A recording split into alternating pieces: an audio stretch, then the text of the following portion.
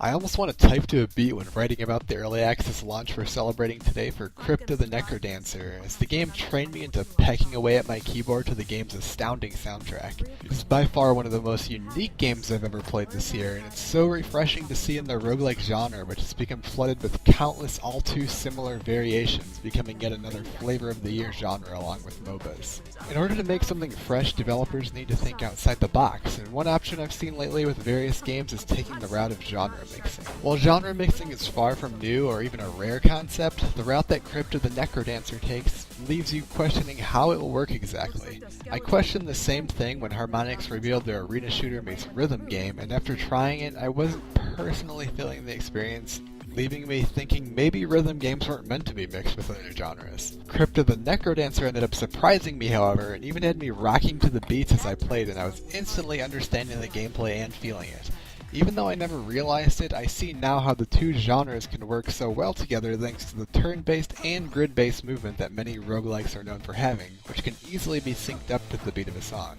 If you've ever played one of these more traditional roguelike games with that movement style, the gameplay itself will look familiar, but the rules in which the game is played is very different thanks to the rhythm game side of it. Each floor of the crypt you'll be descending into features a different track, and every action you make needs to be done to the beat of the music track. There's a UI element on the bottom of the screen to assist you with this, although once you are in sync with the rhythm, you won't really need to see it at all, really. Also, when I say every action, I mean every action. Every step you take, every attack, every item you use, spell you use, all to the beat of an awesome soundtrack by Danny Baranowski, who is known for his work on Binding of Isaac and the Super Meat Boy soundtracks. Each action you make is all performed just with the use of arrow keys as well, with items and spells being bound to different combinations of directions allowing for one-hand gameplay. Failure to keep your actions with the beat will result in the loss of your coin multiplier, meaning you'll be lacking in a valuable currency that allows you to buy items, or just as a numerical measure of skill to see where you size up on the leaderboard. The enemies you encounter in the game are also tied to the beat of the music and will behave in varying ways to it, such as only attacking every 2 or 3 beats. These patterns are something that needs to be learned as you play, and you'll find yourself quickly dying if you just run in and try and attack before observing the enemy.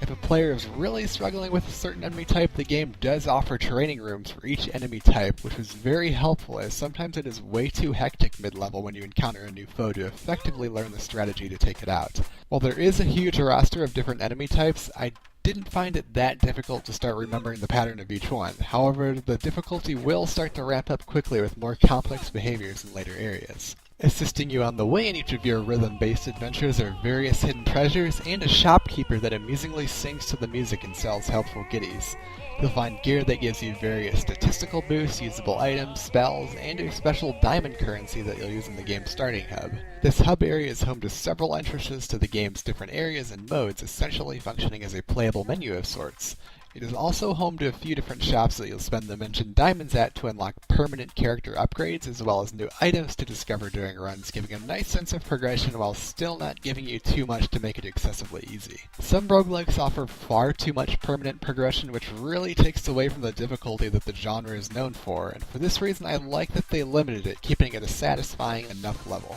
I've only touched the surface of the game so far, and I look forward to keep playing throughout early access and seeing all the content that is added. So far there is a decent amount of content for players to enjoy, including 4 zones, plenty of enemies and bosses, tons of awesome music, and various play modes including local co-op and even a dance pad mode. Being a roguelike, there is a lot of potential for replayability here as you learn different enemy patterns and seeing just how far you can get and how much you can improve each successful run. Several different playable characters are planned as well, with a few being currently available, including a bard that changes the rules of the game to be played more like a traditional roguelike where you can freely move and attack whenever you want, with enemies making their move whenever you do rather than to the beat of the music. I've had an awesome experience with my hours with the game so far, and I can easily recommend this to any core gamer out there looking for something fresh, especially if you like roguelikes or rhythm games. I love how the game is set up in a manner where you are never forced to take damage as long as you know the attack patterns. This was a refreshing change from many other games in this genre where trading hits is the norm. With how impressive the experience is in its current state, I'm excited to see what will happen in the months leading up to the full release.